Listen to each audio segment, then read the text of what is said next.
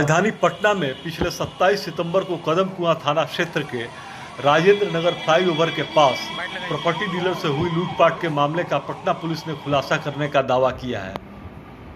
पटना के एसएसपी ने बताया कि प्रॉपर्टी डीलर से लूट की घटना नहीं हुई थी, बल्कि उसने खुद लूट की साजिश रची थी।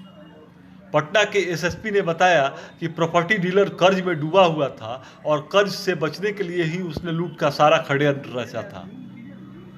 पुलिस ने प्रॉपर्टी डीलर और लूट कांड में शामिल उसके साथियों को गिरफ्तार कर लिया है। कौन थाना क्षेत्र में लूट हुआ था, क्या कुछ अपडेट है उसमें?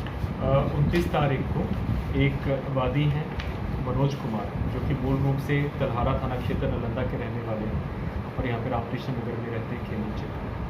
इनके द्वारा प्रतिवेदित कराया गया था कदमकुआं थाना में तकरीबन 12:30 बजे ये बैंक से 7 लाख रुपया लेकर निकले थे HDFC बैंक से।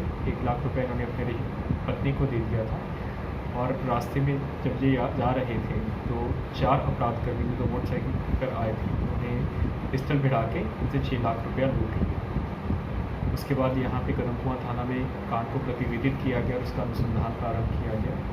जब अनुसंधान शुरू किया गया तो सबसे पहले जब इनसे बयान लिए गए तो बयानों में काफ़ी विरोधाभास था।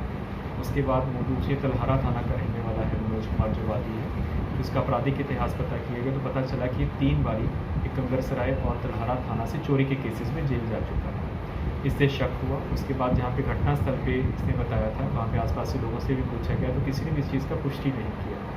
फिर आसपास का जितना भी CCTV फुटेज है उसका एग्जामिनेशन किया गया तो पता चला कि जो बाइक है वो उसी बाइक पे इसका अपना भगना लूट होने के बाद अपना भगना और अपनी पत्नी उसी बाइक से आगे जा रही है। उसके बाद इसको हिरासत में लिया गया, इससे पूछताछ किया गया तो इसने सारी कहानी बता दी। इसने बहुत से लोगों से कर्जा ले रखा है, तकरीबन 35 लाख का कर्जा बता रहा है। ट्रांसपोर्ट का काम करता था, कोविड आने की वजह से उसमें इसका काफ़ी नुकसान हुआ और इसी में ही क्योंकि अभी दशहरा का सीज़न है तो बहुत से लोग इससे जो कर्जा था पैसा वापस मांग रहे थे। दूसरा, इसने अभी सितंबर के महीने में ही नया बाइक लिया था तो इसने ये सोचा था कि वो भी इसने किश्तों पे लिया था कि मैं बाइक का लूट का केस प्रतिवेदित करा दूँगा और उसके बाद मुझे किश्तें भी नहीं देनी पड़ेंगी और इंश्योरेंस भी क्लेम कर दूँगा। तो इन दोनों पर्पस से कि एक तो कर्जदार जो पैसा मांग रहे थे उनको बोलूँगा कि मेरा तो पैसा लौटा गया है, मुझे पैसा वापस नहीं देना पड़े, और दूसरा बाइक ये इस्तेमाल भी करेगा और इंश्योरेंस भी क्लेम करेगा और किस्तें भी नहीं देनी पड़ेगी। इस प्रयोजन से इसने ये गलत सूचना दे के यहाँ पे कांड को प्रतिवेदित कराया।